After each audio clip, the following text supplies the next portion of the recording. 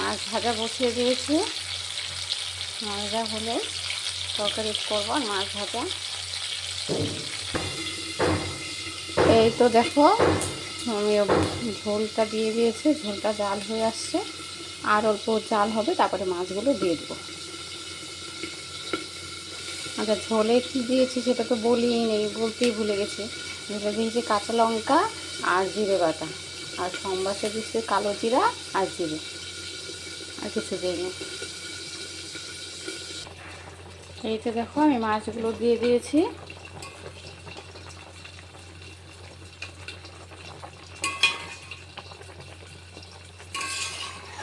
আর একটু জাল হবে, নামিয়ে নেব।